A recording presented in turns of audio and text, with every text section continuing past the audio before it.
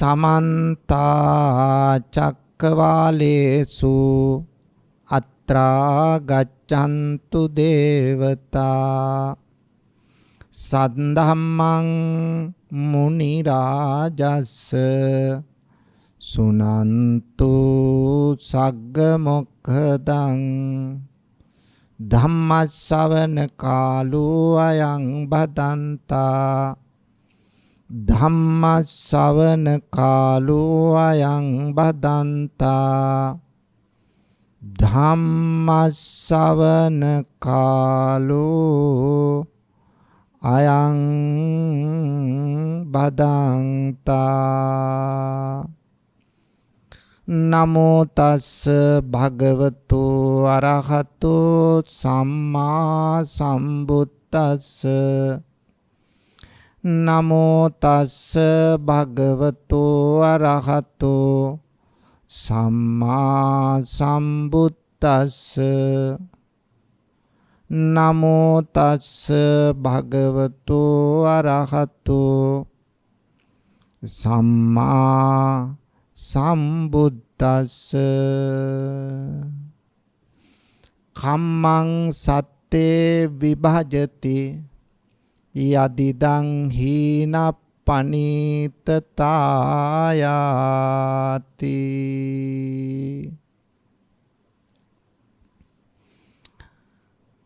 ගරුතර මහා සංඝරත්නයේ අවසරයි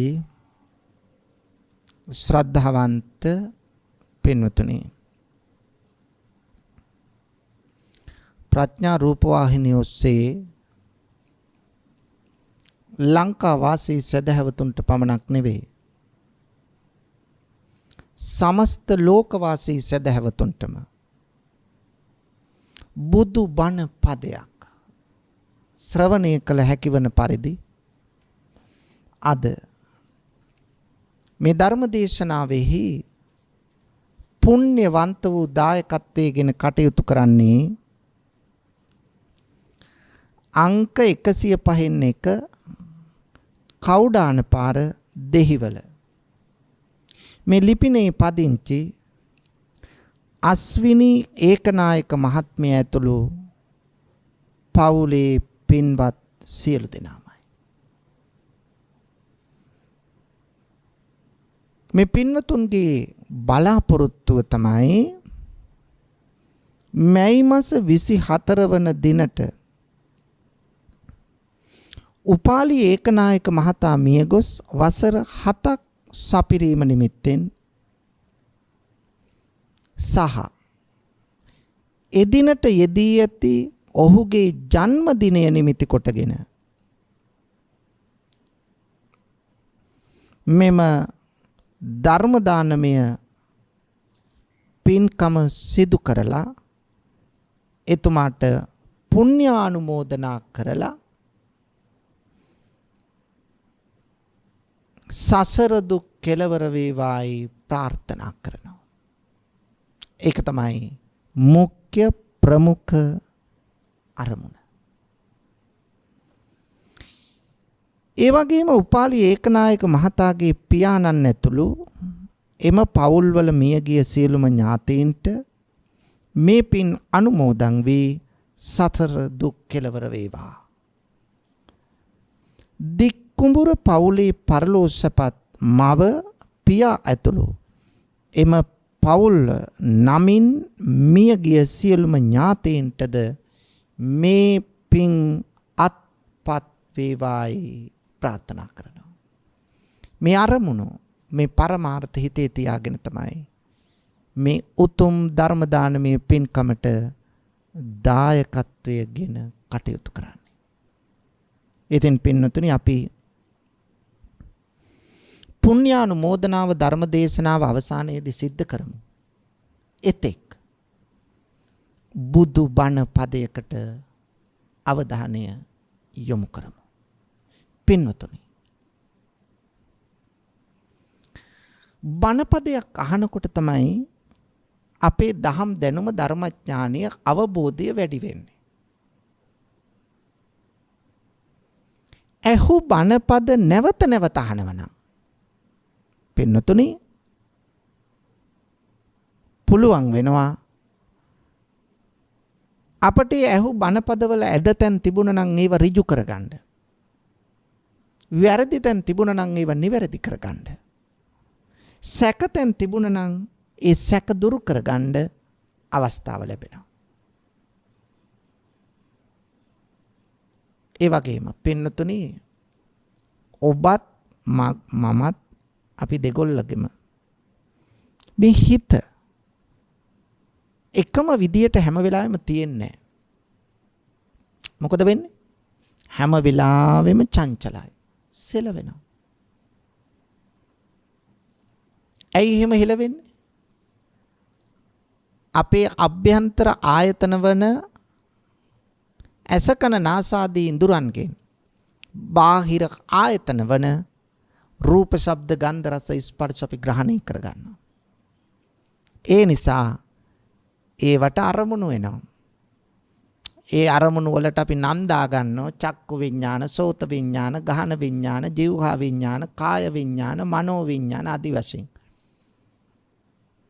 එතකොට හැම වෙලාවෙම අරමුණක් ඇති වුණා පැවතුණා නැති වුණා.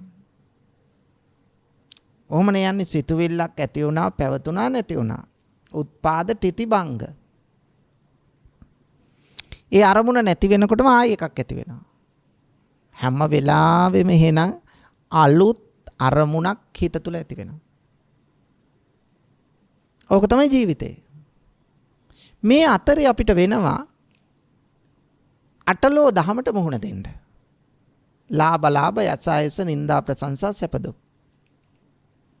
මේ අෂ්ටලෝක ධර්මයට මුහුණ දෙනකොට පින්නතුනි අපිට ලාභයක් කීර්තියක් ප්‍රශංසාවක් ලැබුණම අපි සතුටු වෙනෝනේ. අපි උද්දාමයටපත් වෙනවා, අපි ආඩම්බර වෙනවා. හැබැයි අපිට දුකක්, කනගාටුවක්, පසුතැවීමක්, නින්දාවක්, අපහාසයක් ආවහම අපි කලකිරෙනවා. සමහරට මනස වික්ෂිප්ත වෙනවා, නොසන්සුන් වෙනවා, මානසික වැද වැටෙනවා. සමහර වෙලාවට ජීවිතෙත් එපා වෙනවා. අපිට එළඹෙන ප්‍රශ්නත් එක්ක. පින්නතුනි සමහර ප්‍රශ්න තියෙනවා අපිට සල්ලි තිබුණම විසඳ ගන්න පුළුවන්. සමහර ප්‍රශ්න තියෙනවා දැනුගත්කම් හා අත්දැකීම් නිසා විසඳ ගන්න පුළුවන්. සමහර ඒවා තියෙනවා අපිට එක එක්කෙනාගේ අවවාද අනුශාසනා ලැබුම විසඳ ගන්න පුළුවන්. පින්නතුනි සමහර ප්‍රශ්න තියෙනවා සල්ලි තිබුණට, දැනුගත්කම් තිබුණට, අත්දැකීම් තිබුණට, පිරිස් බලය තිබුණට ප්‍රශ්න විසඳෙන්නේ නැහැ. සමහර ඒවා තියෙනවා ඒවා විසඳ ගන්න ධර්මයම අවශ්‍යයි. වෙන කිසිවකින් විසඳුමක් හොයන්න බෑ. බලන්න පින්නතුනි යථාර්ථය. පින්නතුනි අපේ ජීවිත, ඔබෙත් මගේ ජීවිත අංග සම්පූර්ණ නෑනේ.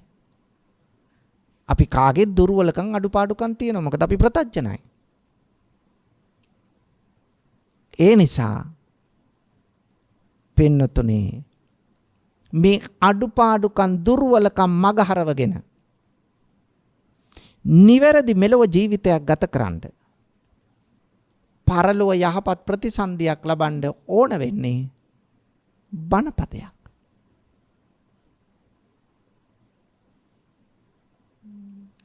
පින්නතුනි අවසාන චුතිසිත යහපත් වෙන්නේ අපට හොඳ චේතනාවක් ඇති වුණොත්නේ. ඉතින් ඒකට ධර්මානුකූල ජීවිතයක් අත්‍යවශ්‍යයි. ඒ අනුවනේ ඊළඟ භවයේ ප්‍රතිසන්දිය සිද්ධ වෙන්නේ. හොඳ තැනක. පින්නතුනි මේ සියල්ලටම වඩා අපි අනවරාග්ද සංසාරයක සැරිසරන අය. එහෙනම් මේ අනවරාග සංසාරයෙන් අත මිදලා සසර ගමන නතර කරගන්න, නිර්වාණය පසක් කරගන්න ඕන වෙන්නේ බණපදයක්. බණපදයක් නැතුව පින්නතුනි අපට නිර්වාණය පසක් කරගන්න බෑ. මේක තමයි ඇත්ත. අඩු ගානේ භාවනා කමටහනක් වශයෙන්වත් බණපදයක් ශ්‍රවණය කළ යුතුයි පින්නතුනි. ඒ නිසා ධර්ම ශ්‍රවණය එච්චර වැදගත්.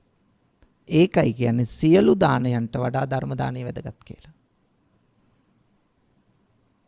පින්නතුනි අපි මෙලොව ඉපදිලා තියෙන්නේ කර්මානුරූපව. ඒ කියන්නේ පෙර කළ කර්මයට අනුවනේ අපේ මේ භවය මේ සකස් වෙලා තියෙන්නේ. දැන් මනුෂ්‍යත්වයක් ලැබිලා තියෙන්නේ මොනව නිසාද? පෙරපින් නිසා. ෂණ සම්පත්තියක් ලැබිලා තියෙන්නේ පෙරපින් නිසා. බුද්ධෝත්පත්ති කාලයක ඉපදිලා තියෙන්නේ පෙරපින් නිසා. සද්ධර්මයේ ශ්‍රවණය කරන්න ලැබිලා තියෙන්නේ පෙරපින් නිසා.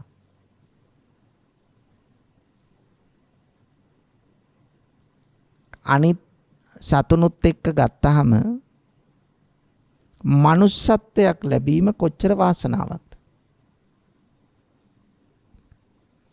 ඒ වගේම ලබාගත් මනුෂ්‍යාත්මේ බලන්න පින්නතුනි හොඳට ඇස් දෙක තියෙනවා, පේනවා, කන් දෙක ඇහෙනවා, ගඳ සුවඳ දැනෙනවා, රස දැනෙනවා, ශරීරයට පහස දැනෙනවා, අතපය හතර හොඳට තියෙනවා, අංග විකල නැහැ, මන්ද බුද්ධික නැහැ. එහෙනම් ඒ වගේ අඩුපාඩුකම් තියන අයත් එක්ක සැසඳුවාම අපි පින් කරලා නෙමෙයිද? පින් කරලා. ඒකයි ඇත්ත. පින්නතුනි බුදුරජාණන් වහන්සේ දේශනා කරන එක සූත්‍රයක් මජ්ක්‍ධිම නිකායේ චුල්ල කම්ම විභංග සූත්‍රය. මේ පුද්ගලයාට මේ ජීවිතය ලැබිලා තියෙන්නේ අපි අතරේ විෂමතා තියෙන්නේ අපි කළ කර්මයන් අනුව බවයි උන්වහන්සේ හිදී දේශනා කළේ. පුද්ගලයා සමහරු ලස්සනයි, සමහරු අවලස්සනයි. සමහරු පොහොසත්, සමහරු දුප්පත්. සමහරු කුලවන්තයි, සමහරු කුලහීනයි. සමහරු ප්‍රඥාවන්තයි, සමහරු දුෂ්ප්‍රඥාවන්තයි. මෙන්න මේ විෂමතා ඇති වෙලා තියෙන්නේ වෙන කවුරුවත් කරපු දේවල් නිසා නෙවෙයි, අපිම සසර කළ කර්මය අනුවයි පින්නතුනේ. දැන් බලන්න එකම පවුලේ දරුවෝ 3 දෙනෙක් 4 දෙනෙක් 5 දෙනෙක් ඉන්නවද බලන්න.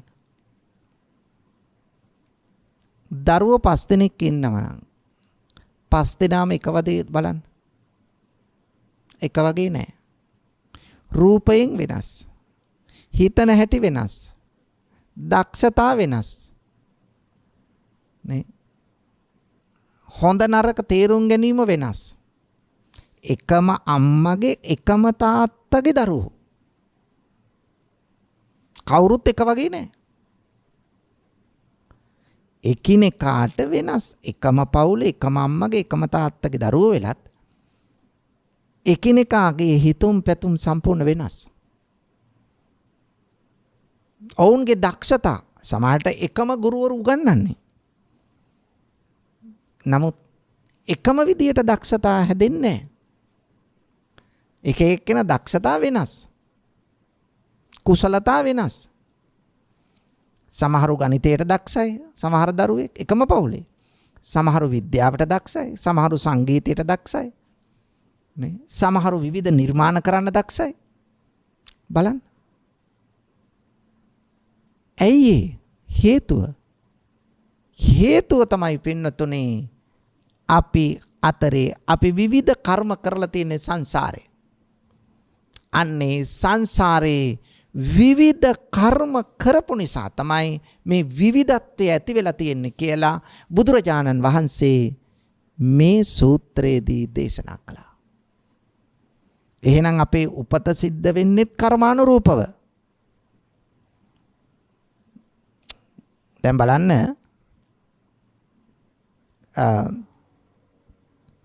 දරුවෙක් මේ ලෝකයට ඉපදුනාට පස්සේ දරුවාගේ අයිතිය දරුවාගේ ක්‍රියාකාරීත්වය අම්මා තාත්තා මත තීරණය වෙනව නෙමෙයි. හිතන්නේ එහෙමයි. සමහරට අම්මා තාත්තා කොච්චර උත්සාහ කළත් Tamanට ඕන පැතිකඩේ ගමන් කරවන්න දරුවා මේ පැත්තේ යන්නේ නැහැ. ඔහුට තියෙන වෙන කුසලතාවක්. අම්මා තාත්තට ඕන සමහරට විද්‍යාඥයෙක් කරන්න, දොස්තර කෙනෙක් කරන්න, ඉංජිනේරුවෙක් කරන්න. දරුවා මේ පැත්තේ යන්නේ නැහැ. දරුවා බර කලාවට. ඒකයි අම්මා තාත්තගේ අයිතිය තිබුණයි කියලා එහෙම කරන්න බෑ. එහෙනම් බලන්න පුද්ගලයා කියලා කියන්නේ පංච උපාදානස්කන්ධයනේ. රූප වේදනා සංඥා සංකාර විඥාන පහයි. මේ පහෙන් පින්නතුනේ හතරකම අයිතිය තියෙන්නේ දරුවට. මොනවද හතර? වේදනා සංඥා සංකාර විඥාන. මේ හතරෙම අයිතිය තියෙන දරුවට. එහෙනම් අම්මටයි තාත්තටයි අයිති කීයද? පහෙන් එකයි. දරුවාගේ අයිතිය අම්මට තාත්තට තියෙන පහෙන් එකයි. මොකක්ද මේ පහෙන් එක? රූපේ පමණයි. ඥානමය ශක්තිය පමණයි. අනිත් හතරෙම අයිතිකාරය දරුවා. ඇයි? විඥානයේ අයිතිකාරුව දරුවනේ. විඥානය අම්මට තාත්තට දෙන්න බෑ. අම්මා තාත්තට රූපය දුන්න අම්මා තාත්තා. ඒ රූපයට විඥානය ආවේ බාහිරින්. ඒතර විඥානයේ අයිතිය විඥානය ගේන කෙනාට. ගේන්නේ කවුද? ඒ මව් කුසට එන කෙනා. එතකොට දැන් රූපේ තියෙනවා අපි කියනවා කලලය කියලා. මේකට විඥානය එකතු වෙනවා. එහෙනම් විඥානය එකතු වීමත් එක්ක තමයි වේදනා දැනීම ඇති වෙන්නේ. විඥානය නැත්තම් දැනෙන්නේ නැහනේ. සංඥා හඳුනා ගැනීම ඇති වෙන්නේ. සංඛාර චේතනා ඇති වෙන්නේ. මේ හතරම ඇති වෙන්නේ අර විඥානයත් එක්ක. ඒතර විඥානයත් එක්ක තමයි අනිත් තුනත් ඇති වෙන්නේ. වේදනා සංඥා සංකාර. වේදනා කියන්නේ මොකද්ද? දැනීම. සංඥා කියන්නේ හඳුනා ගැනීම. සංකාර කියන්නේ සිතුවිලි පහළ වීම. එහෙනම් මේ තුන ඇති උනේ විඥානයත් එක්කයි. එහෙනම් විඥානයේ හිමිකරුවාට තමයි ඒ හතරේම අයිතිය තියෙන්නේ. අන්න ඒකයි පින්නතුනි අම්මට තාත්තට ඕන විදිහේ කැමති විදිහේ රූපයක්, කැමති විදිහේ කුසලතාවක්, කැමති විදිහේ ආයුෂ ප්‍රමාණයක්, කැමති විදිහේ බලාපොරොත්තුවක් එහෙම දරුවගෙන් බෑ බලාපොරොත්තු වෙන්න. ඒ දරුවා සංසාරේ අරගෙන එන දෙයක් තියෙනවා. ඒ නිසා සමහරු ඉපදුණු ගමන් සමහරට බහතෝරන කාලේ භාෂා දෙකක් තුනක් කතා කරනවා. අම්මා තාත්තා දන්න එක භාෂාවක් විතරයි. දරුවා භාෂා දෙකක් තුනක් කතා කරන දරුවෝ ඉන්නවා ලංකාවේ. එහෙනම් මේ කුසලතාව අරගෙන ආවේ පින්නතුනි සසරින්. අන්න ඒක තමයි කර්මය කියලා කියන්නේ. පුබ්බේච කත පුඤ්ඤතා පෙර කර්මය. එහෙනම් කර්මානුරූපව තමයි අපේ ජීවිතය සකස් වෙන්නේ. එහෙනම් අපේ උපත සිද්ධ වෙන්නේ කර්මය අනුවයි. ඒ වගේම අපේ මිය යාම සිද්ධ වෙන්නේ කර්මය අනුව. අපේ ජීවිතේ තීරණය වන්නේ කර්මය අනුව. දැන් බලන්න බුද්ධ කාලෙට ගියාම අපි චරිත දෙකක් ගමු රහතන් වහන්සේලා. සීවලී මහරහතන් වහන්සේ. සීවලී මහරහතන් වහන්සේ ලාභී නතර අග්‍රස්ථානය. ගහක් ගලක් උඩ හිටියත් මහ මුහුදේ හිටියත් ලැබෙනවා. කිසිම අඩුවක් නැහැ. ඒක නිසානේ අපේ ගෙවල් වලත් අපි සීවලී මහරහතන් වහන්සේගේ පින්තූර උළුවස්ස උඩින් ගහලා තියෙන්නේ. මොකටද? සීවලී මහරහතන් වහන්සේට වගේ අපිටත් ලැබේවා කියලා. නේ? ලැබෙනවද? ලැබෙන්නේ නැහැ. පින්තූරේ ගහලා අඳුන් කූරු පත්තු කරාට ලැබෙන්නේ නැහැ. ලැබෙන්න මොකද්ද කරන්න ඕන? සීවලී මහරහතන් වහන්සේගේ ප්‍රතිපත්තිය අපි ළඟ තියෙන්න ඕන. මොකද්ද ප්‍රතිපත්තිය? දානයයි. ඒ නිසා උන්වහන්සේ සංසාරයේ අනන්ත දන් දුන්නා. ඒක නිසා සීවලී මහරහතන් වහන්සේට ලැබෙනවා. එහෙනම් ඒ ප්‍රතිපත්තියයි අපි ළඟ තියෙන්න ඕන. එතකොට තමයි අපිට ලැබෙන්නේ. බලන්න පින්නතුනි, තවත් චරිතයක් තමයි ලෝසක මහරහතන් වහන්සේ. දැන් ලෝසක මහරහතන් වහන්සේ රහත් වෙන්න වාග්ය තිබිච්ච උතුමෙක්. රහත් වුණා. හැබැයි පිණ්ඩපාත යනවා. කවදාවත් දානි හම්බෙන්නේ නැහැ. අනිත් අයට පේන්නේ ලෝසක මහරහතන් වහන්සේගේ පාත්‍රය පිරිල වගේ. ඒ නිසා උන්වහන්සේට දානි බෙදන්නේ නැහැ කවුරුවත්. ඒ නිසා හැමදාම හිස් පාත්‍රයෙන් තමයි පන්සලට එන්නේ. අනිත් හාමුදුරුවන්ට හම්බ වෙන දානෙන් තමයි ලෝසක මහරහතන් වහන්සේටත් දන් දෙන්නේ. බලන්න, රහත් වෙලා රහතන් වහන්සේ කෙනෙක්. නමුත් දානි ලැබෙන්නේ නැහැ. අන්න බලන්න පින්නතුනි, කර්මය කිව්වේ ඒකනේ. සීවලී මහරහතන් වහන්සේ ලාභීන් අතර අග්‍රස්ථානීය. දුර ගමනක් යනකොට බුදුහාමුදුරුවෝ පවා අහනවා, අද සීවලිත් එනවද කියලා අපිත් එක්ක. ලෝසක මහරහතන් වහන්සේ රහත් වෙලත් ලැබෙන්නේ නැහැ උන්වහන්සේට දාන. අන්න ඒක තමයි කර්මානුරූප අපේ ජීවිතයේ තීරණය වෙනවා කියලා කියන්නේ. බලන්න පින්නතුනි, මුගලන් මහරහතන් වහන්සේ, සැරියුත් මුගලන් මහරහතන් වහන්සේලා කියලා කියන්නේ අග්‍ර ශ්‍රාවක දෙනම. සැරියුත් මහරහතන් වහන්සේ පින්නතුනි ප්‍රඥාවන්තයින් අතර අග්‍රස්ථානයි. වගේම ධර්මසේනාපති ධම්සේනවි. මේ ධර්මසේනාපති සැරියුත් මහරහතන් වහන්සේ බුදුරජාණන් වහන්සේ සලකන්නේ ශාසනයේ අම්මා වගේ. මුගලන් හාමුදුරුවෝ සලකන්නේ ශාසනයේ තාත්තා වගේ. භික්ෂූන් වහන්සේලාට අම්මයි තාත්තයි වගේ. බුදුරජාණන් වහන්සේ දේශනා කළ ධර්ම දේශනාවක ඉතිරි කොටස දේශනා කරන්න කියලා කතා කරනවලු සරියුත් හාමුදුරුවන්ට. දැන් බුදුහාමුදුරුවෝ දේශනා කළ ධර්ම දේශනාවක ඉතුරු කොටස දේශනා කරන්න ලේසි පහසු කෙනෙකුට පුළුවන්ද? බැහැ. මොකද බුදුහාමුදුරුවෝ බුදුමුවින් පිට වෙන ධර්මය ඒ විදියටම පිට වෙන්න ඕන ඒ දේශනා කරන හාමුදුරුවන්ගේ මුවින්. එය කළ හැක්කේ සරියුත් මහරහතන් වහන්සේට පමණයි පින්නතුනි. කොච්චර හැකියාවත්.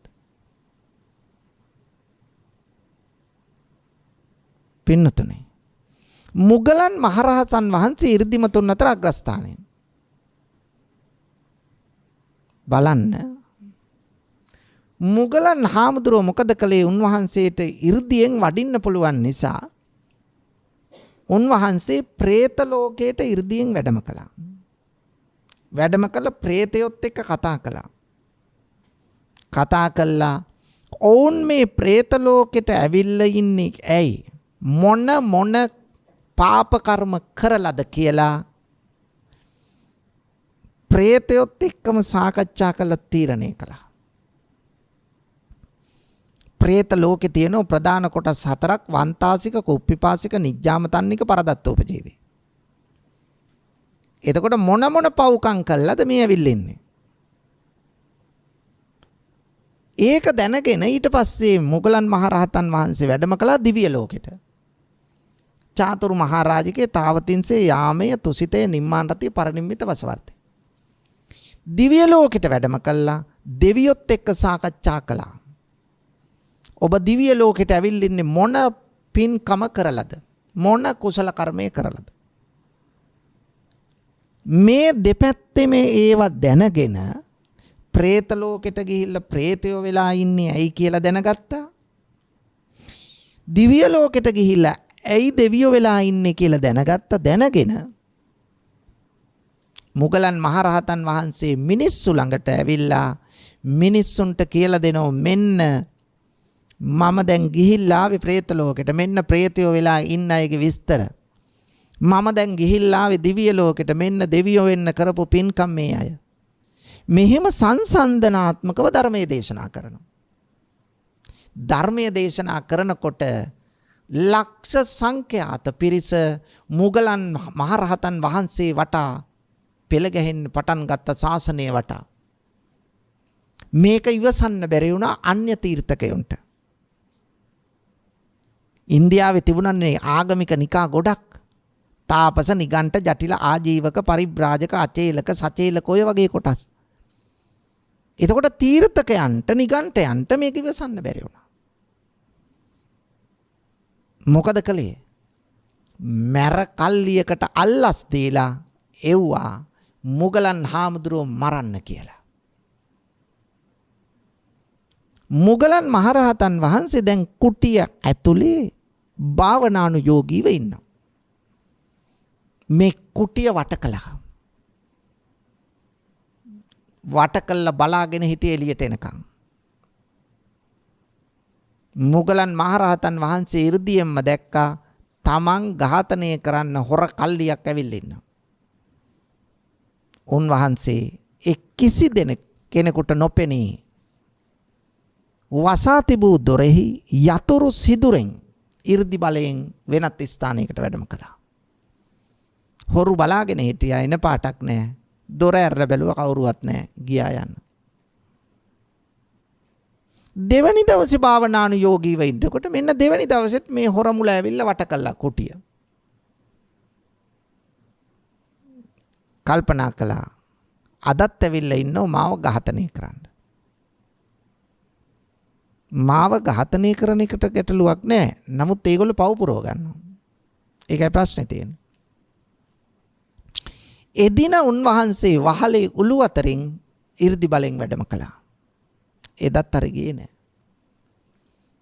තුන්වෙනි දවසේ භාවනානුයෝගී වෙඳෙද්දී එදත් අර මැර කල්ලි ඇවිල්ලා කුටිය වටලාගෙන ඉන්නවා. මුගලන් හාමුදුරුවෝ දැක්ක එදත් මේ අය ඇවිල්ලා ඉන්නවා. පළවෙනි දවසේ මම බේරුණා, දෙවෙනි දවසෙත් බේරුණා, අදත් මට බේරෙන්න පුළුවන්. හැබැයි ඇයි මේ අය මගේ පස්සෙන් එන්නේ? බැලුවා අතීතය සිහි කළා. මට තියෙන කර්මයක් විපාක දෙන්න. ඒ කර්මය විපාක දිය යුතුමයි මම මේ අවසන් භවය නිසා. මුගලන් හාමුදුරුවෝ පෙර භවයක එක ආත්මයක පින්නතුණි තමන්ගේ අම්මට තාත්තට පහර දීලා තියෙනවා. පහර කෑයි අම්මයි තාත්තයි ඒකෙන්ම තමයි ජීවිතක්ෂයට පත් වෙලා තියෙන්නේ. ඒ නිසා සංසාරේ ඒ පාප කර්මය විපාක දීලා අවසන් භවයේ තා චුට්ටක් තියෙනවා. ඒ නිසා මොකද කළේ? ඒක විපාක දෙන්නම වෙනවා. ඒක අහෝසි වෙන්නේ නැහැ. ඒ නිසා මුගලන් මහරහතන් වහන්සේ ඒක විපාක දෙන්න කියලා එළියට බැස්සා කුටියෙන්. හොරු මොකද කරේ? ඇට කුඩු වෙනකම්ම ගැහුවා. ගහලා දැන් නැගිටින්න බෑ බිම වැතිරිලා. හොරු හිතුවා මලා කියලා ගියා යන්න. මුගලන් මහරහතන් වහන්සේ කියලා කියන්නේ සතර ඉද්ධිපාද වඩපු උතුමෙක්. බුදුහාමුදුරුවොත් සතර ඉද්ධිපාද වඩලා. මොනවද සතර ඉද්ධිපාද? ඡන්ද, චිත්ත, විරිය, විමර්ශා. යම් කෙනෙක් සතර ඉද්ධිපාද වඩා ඇද්ද? ඒ කෙනාව වෙන කෙනෙකුට ඝාතනය කරන්න බෑ. ඒ කෙනා පින්නතුනි අනිවාර්යයෙන්ම කැමැති ආයුෂ ප්‍රමාණයක් අවසාන භවයේ ඉන්න පුළුවන්. කැමැති ආයුෂ ප්‍රමාණයක් ඉන්න පුළුවන්. සතර ඉද්ධිපාද එච්චර බලවත්. ඒ නිසා මුගලන් මහරහතන් වහන්සේ නැගිටින්න බැරි තරමට දැන් ගහලා තියෙනවා. හැබැයි අදිෂ්ඨාන කළා අර කැඩිච්ච ඉලයට යථා තත්ත්වයටපත් වුණා. ප්‍රකෘති තත්ත්වයටපත් වුණා. නැවතත් නැගී සිටියා. නැගී ඉඳමන් උන්වහන්සේ ගියා බුදුහාමුදුරු මුණ ගැහෙන්න. බුදුහාමුදුරු මුණ ගැහෙන්න ගිහිල්ලා බුදුහාමුදුරුට සියලු සිද්ධිය සැලකලා. බුදුහාමුදුරුන්ගේ මුගලන් හාමුදුරුව අවසර ඉල්ලනවා ස්වාමීනි භාග්‍යවතුන් වහන්සේ මට පිරිනිවන් පාන්න අවසර දෙන්න කිව්වා. ඒ වෙලාවේ බුදුහාමුදුරුව කියනවා මුගලන් හාමුදුරුවන්ට මගේ පුතේ පිරිනිවන් පාන්න කලින් මට බණපදයක් කියන්න කිව්වා. තාත්තා කෙනෙක් පුතෙකුට කියනවා වගේ. බණක් කියන්න කිව්ව මුගලන් හාමුදුරන්ට බුදුහාමුදුරන්ට අහගෙන ඉන්න. බණක් කිව්වා කියලා අවසර අරගෙන ගිහිල්ලා පිරිනිවන් පෑවා. පින්නතුනේ බලන්න කර්මය රහතන් වහන්සේ කෙනෙක් කියලා නෑ. අපි කළ කර්මය අපේ පස්සෙන් ඇවිල්ලා විපාක දෙනවා. මනෝ පුබ්බංගමා ධම්මා මනෝ සෙට්ටා මනෝමය මනසාචේ පදුට්ටේන මනසා දූෂිත මනසින් අපිරිසිදු මනසින් වාසතිවා කරෝතිවා යමක් කිව්වොත් කළොත් අන්නෙහි ප්‍රතිවිපාක දුක් ප්‍රතිවිපාක අපේ පස්සෙන් එනවා. ඒක මටත් එකයි ඔබටත් එකයි රහතන් වහන්සේටත් එකයි. බුදුහාමුදුරන්ටත් කර්මයේ විපාක දුන්නා. උන්වහන්සේට කර්ම රෝග කීපයක් හැදුනා. වාත රෝගයක් හැදුනා. බඩේ අමාරුවක් හැදුනා. කොන්දේ අමාරුවක් හැදුනා. හිස කැක්කුමක් හැදුනා. බලන්න කර්ම රෝග. ඒවා යටපත් කරන්න පුළුවන් පින්නතුනි මේ. 이르දි බලෙන්. නමුත් ඒ කර්ම රෝග. එහෙනම් අපි කළොත් කර්මයක් ඒ කර්මය අපිත් එක්ක එනවා.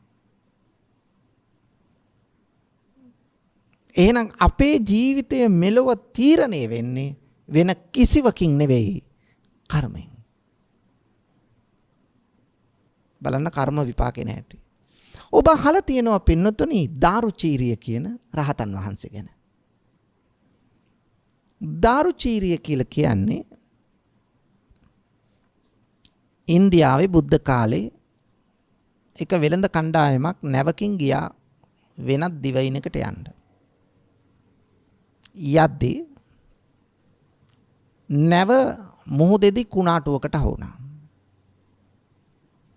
මේ කුණාටුව නිසා නැව මුහුදුපත් වුණා. එක පුද්ගලයෙක් අර නැවේ කැඩිච්ච කොටයක එල්ලිලා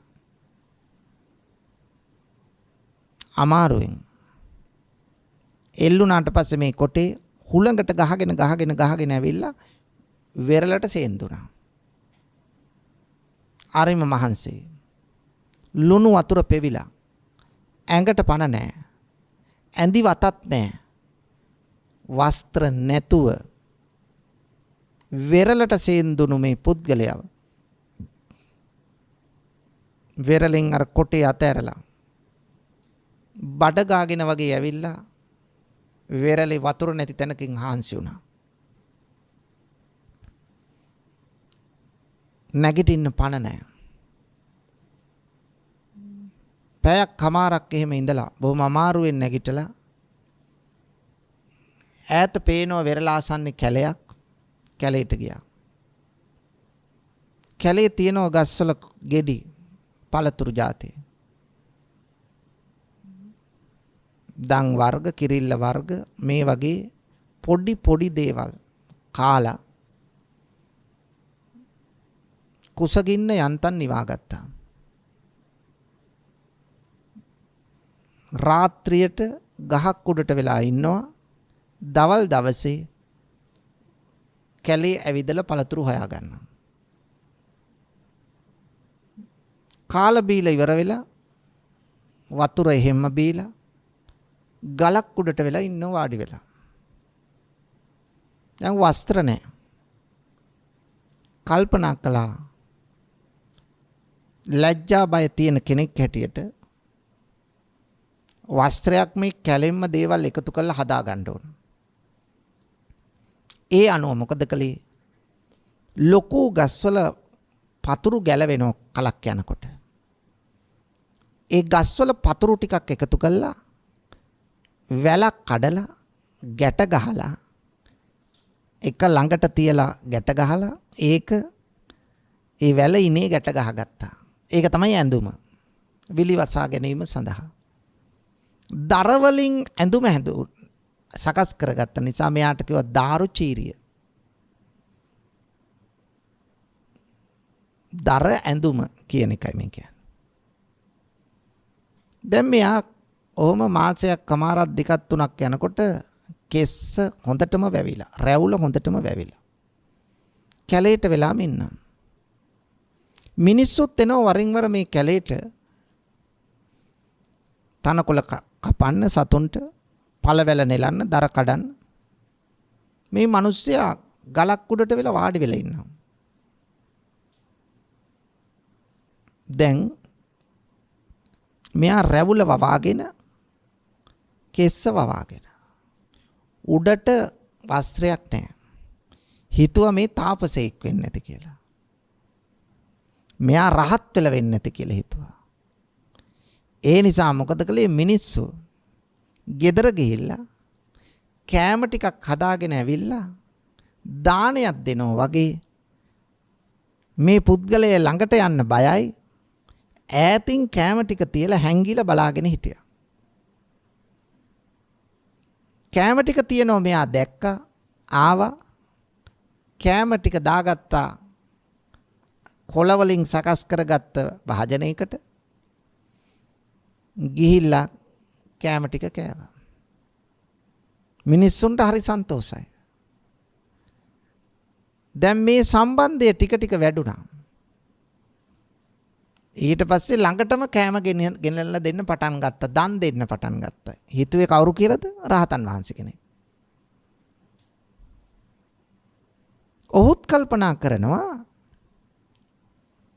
මෙච්චර මිනිස්සු මට කෑම දීලා වැඳලා යන්නේ ඇත්තටම මමත් රහත් වෙලා ඇති.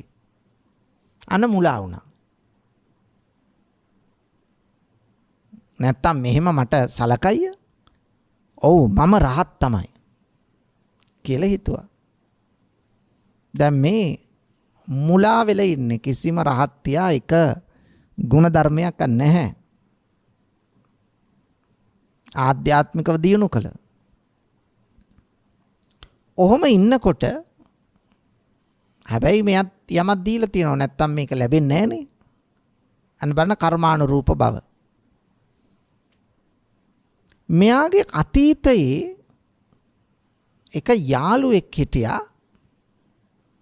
ඒ යාළුවා කුසල් කළා දිව්‍ය ලෝකෙ ඉපදිලා තිබුණේ.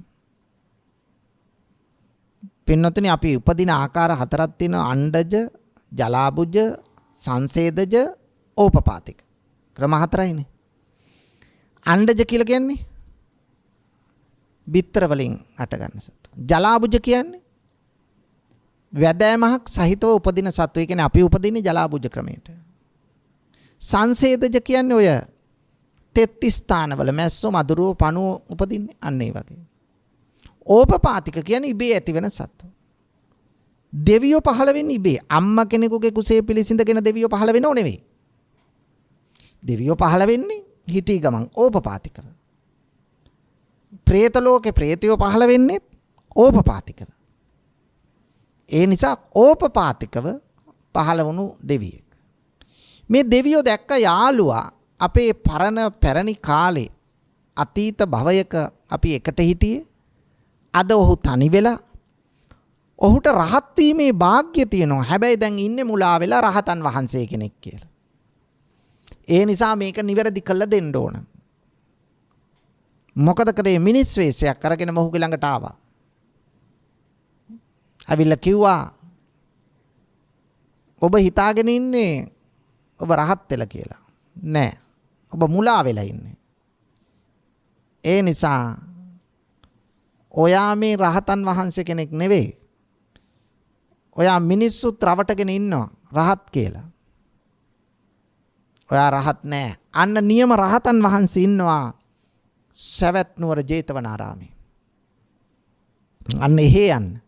නියම රහතන් වහන්සේ දැක ගන්න පුළුවන්. අනේ කොච්චර දෙයක්ද ඒ රහතන් වහන්සේ අපිට දැක ගන්න පුළුවන් නම්. එහෙනම් මට උදව් කරන්න කිව්වා. ඔව් මං උදව් කරන්නම් කියලා අර දෙවියෝ කිව්වා. ඒ නිසා දෙවියෝ මොකද කළේ? සෑහෙන දුරක් එක දවසින් යන්න බෑ නෙවෙයි, සුමාන ගානකින්වත් යන්න බෑ ජේතවනාරාමේට. සෑහෙන දුර මේ ඉන්න තැන ඉඳලා. නමුත් දෙවියෝ උදව් කළා. දෙවියෝ කිව්වා මම මඟ පෙන්වන්නම් ඔබට එක රැයකින්ම යන්න. ඒ නිසා දෙවියන් මඟ පෙන්වුවා. එක රැයකින්ම ඔහු ගියා. පස්වෙනිදා උදෑසන ජේතවනාරාමේට ළඟට යද්දි දෙවියෝ අතුරුදන් වුණා. ඔහු ජේතවනාරාමේට ගියා. දර ඇඳගත්තු පුජ්‍යලයක්, දර ඇඳුමක් ඇඳගත්තු පුජ්‍යලයක් හාමුදුරුවෝ ළඟට ගිහිල්ලා ඇහුවා කෝ බුදුරජාණන් වහන්සේ. බුදුහාමුදුරුවෝ පිණ්ඩපාතේ වැඩලා. කොහෙටද වැඩම කළේ? ඇතුළු නුවර. එහෙනම් මං එහෙට ගිහිල්ලා මුණ ගැහෙන්න ඕන. එක පිම්මේ දුවලා ගියා. ගිහිල්ලා බුදුරජාණන් වහන්සේ පිණ්ඩපාතේ වඩිනෝ. දුවගෙන ගිහිල්ලා බුදුහාමුදුරුවෝ ඉස්සරහා වැඳ වැටුණා. අනේ ස්වාමීනි භාග්‍යවතුන් වහන්සේ මට බණපදයක් කියන්න. බුදුහාමුදුරුවෝ ඒ වෙලාවේ දාරුචීරියට කියනවා දාරුචීරිය මේ බණ කියන වෙලාව නෙවෙයි. මේ පිණ්ඩපාත යන වෙලාව. අනේ ස්වාමීනි එහෙම කියන්න එපා. මං සෑහෙන දුරක් ගෙවාගෙන ආපු කෙනෙක්. ඒ නිසා මට බණපදයක් කියන්න කිව්වා. මොහුගෙන් බේරෙන්න බෑ. ඒ නිසා බුදුහාමුදුරුවෝ කෙටිම බණපදයක් දේශනා කළා. මොකද්ද බණපදේ? ඔබ යමක් දැක්කොත් රූපයක් දැක්කොත් ඒ රූපය දැක්කා පමණයි කියලා හිතන්න. ඒ ගැන ඇලෙන්නත් එපා, ඒ ගැන ගැටෙන්නත් එපා. දැක්කොත් රූපයක් දැක්කා පමණයි. නිමිති ගන්න එපා. ඇසුනොත් ශබ්දයක් ඇසුනා පමණයි කියලා හිතන්න. මෙන්න මෙවන් කෙටි බණපදයක් බුදුහාමුදුරුවෝ දේශනා කළා. මේ බණපදය ශ්‍රවණය කළ දාරුචීරිය බුද්ධිමත්, කුසලතාවක් තියෙනවා, පෙර පිනක් තියෙනවා රහත් වෙන්න. ඒ නිසා දාරුචීරිය මේ බණපදයේ ඔස්සේ හිත වැඩුවා. ඒකම කමටහනක් කරගත්තා. අවසානයේ ඊටම සුළු වෙලාවකින් කෙලෙස් නැසා රහත් වුණා. රහත් වුණාට පස්සේ රහතන් වහන්සේ කෙනෙකුට ගිහිව රහත් වුණොත්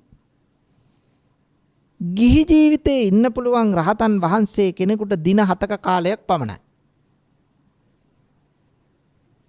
දින 7 ඇතුළතදී එක්කෝ පැවිදි වෙන්න ඕන, නැත්තම් පිරිනිවන් පාන්න ඕන.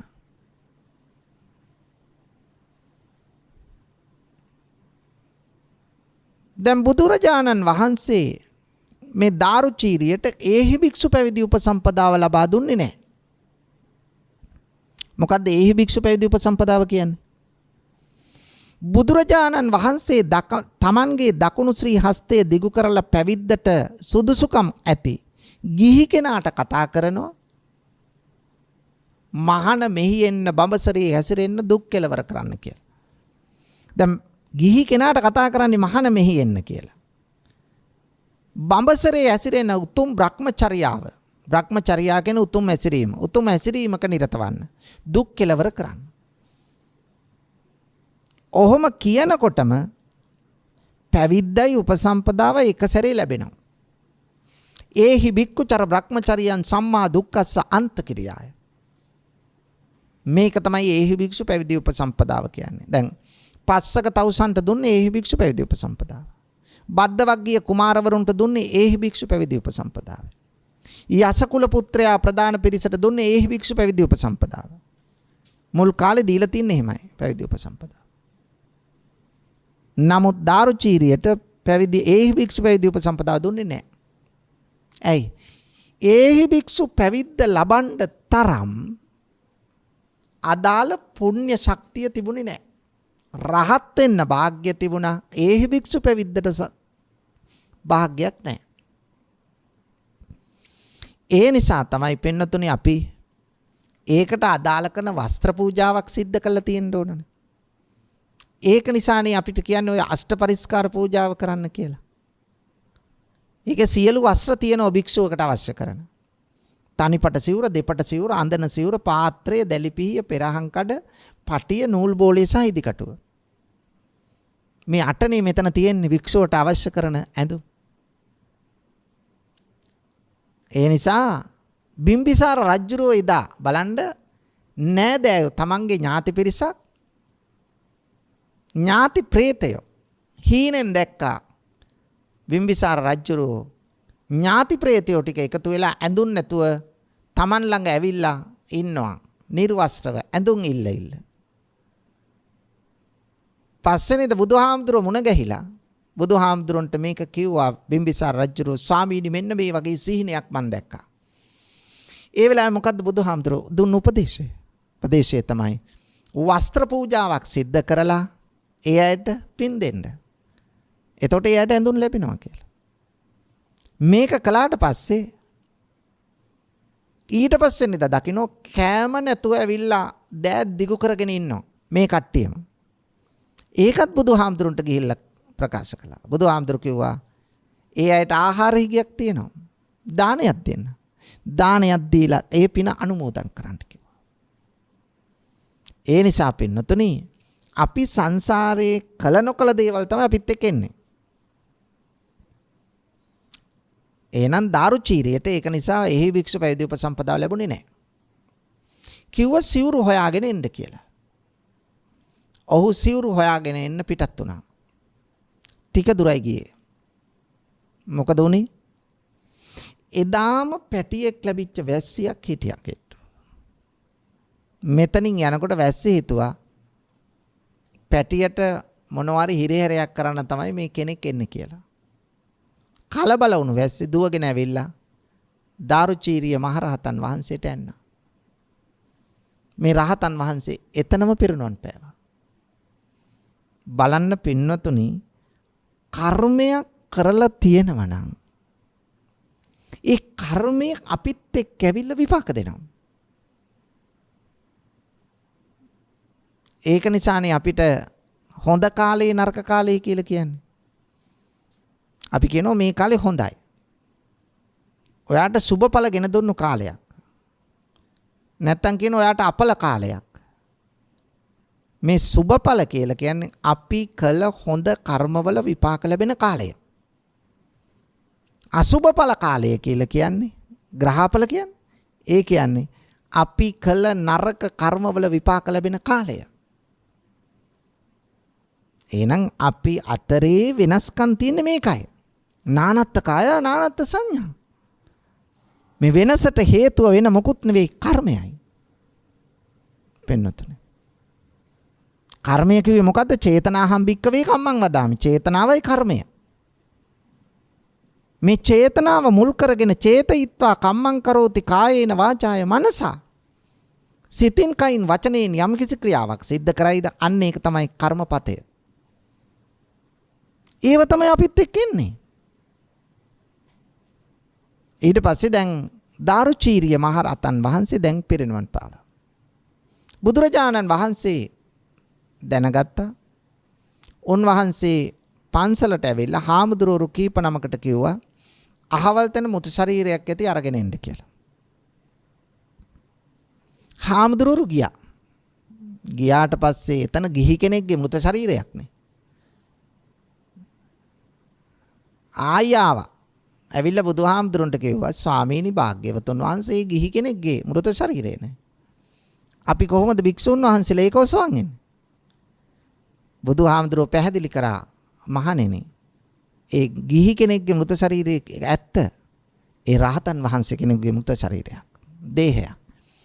ඒ නිසා ඔසවාගෙන එන්න කිව්වා ආදාහනය කරන්න. ඒ අනුව ස්වාමීන් වහන්සේලා ගිහිල්ලා මේ මృత ශරීරය නැත්නම් මృత දේහය අරගෙන ආවා. ඒ රහතන් වහන්සේ කෙනෙක්ගේ නිසා. බලන්න පින්නතුනේ රහත් උනත් කර්මය විපාක දෙනවා. ඒ නිසා අපි සියලු දෙනාටම අපි කරන කර්ම අපිත් එක්ක එනවා. ඒ නිසා අපි උත්සාහ කරන්න ඕන නරක කර්ම, අයහපත් කර්ම, පාප කර්ම නොකර යහපත් කර්ම, කුසල කර්ම, හොඳ කර්ම කරලා අපේ ජීවිතයේ මෙලොවින් සාර්ථක කරගෙන ඊළඟ ආයති භවයේ සුගතිගාමී ප්‍රතිසන්දියක් ලැබලා සසරගත දුක නිවා උතුම් අමා මහ නිවනින් සැනසෙන්නයි අපේ ක්‍රියාකලාපයේ හසුරවන්න ඕන. ඒ නිසා අපි සියලු දෙනාම උත්සාහ කරමු යහපත් කර්ම, හොඳ කර්ම, කුසල කර්ම කරලා සසරගත දුක නිවා අමා මහ නිවනින් සැනසෙන්න. ඔබ සියලු දෙනාටම ඒ වාග්ය, ඒ අවස්ථාව උදා වේවා කියලා ප්‍රාර්ථනා කරමු. පින්නතුනේ අද මේ උතුම් ධර්ම දානමය පුණ්‍ය කර්මයෙහි පින්වත් දායකත්වයෙන් කටයුතු කළේ මා මුලිනුත් මතක් කළා අංක 105න් 1 කවුඩාන පාර දෙහිවල. අංක 105න් 1 කවුඩාන පාර දෙහිවල. මේ ලිපිනේ පදිංචි අස්විනී ඒකනායක මහත්මියයි. එතුමිය ඇතුළු පවුලේ සියලු දෙනා තමයි අද දායකත්වයේ ගත්තේ. ලෝකයටම බණපදයක් ප්‍රචාරය කරවන්න මේ මහා දායකත්වයක් ඔබ ගත්තා. ඔබේ බලාපොරොත්තුව තමයි මැයි මාස 24 වන දිනට උපාලි ඒකනායක මහතා මියගොස් වසර 7ක් සපිරීම නිමිත්තෙන් සහ එදිනට යෙදී ඇති ඔහුගේ ජන්මදිනය බලන්න අභාවයටපත් වීමයි ජන්මදිනය දෙකම එක දවසේ දීලා තියෙනවා. දුර්ලභ කරුණ. ජන්මදිනයේ නිමිති කොටගෙන මෙම ධර්ම දානය සිදු කරන අතර එතුමාට මේ පින් බෙලෙන් සසර දුක් කෙලවර වේවා. උතුම් අමා මහ නිවනම සාක්ෂාත් වේවායි ප්‍රාර්ථනා කරනවා. ඒ වගේම උපාලි ඒකනායක මහතාගේ පියාණන් ඇතුළු එම පවුල නමින් මියගිය සියලුම ඥාතීන්ට මේ පින් අනුමෝදන් වේවා. ඒ අයද සසර දුක නිවා අමා මහ නිවනින් සැනසේවා.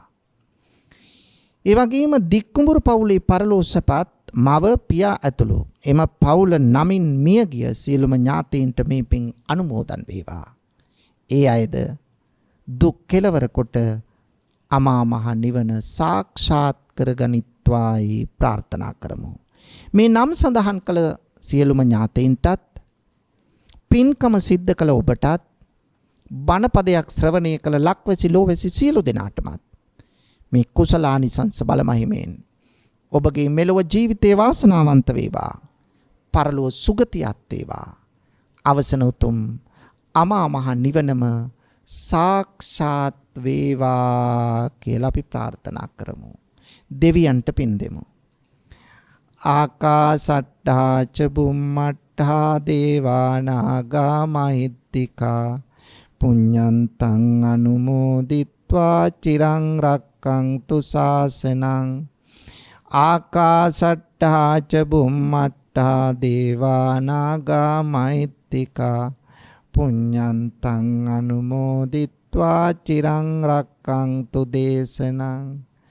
ආකාසට්ඨා ච බුම්මට්ඨා දේවා නාග මහිත්‍තිකා පුඤ්ඤන්තං අනුමෝදිත්වා චිරං රක්ඛන්තු රක්කං තුමන් පරන්ති.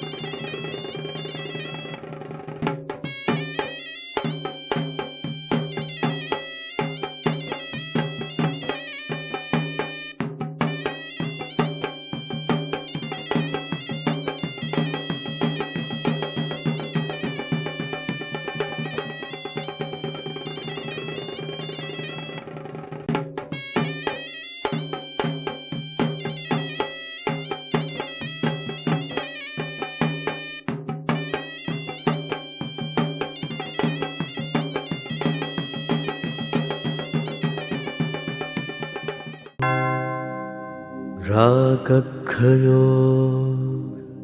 නිබ්බානං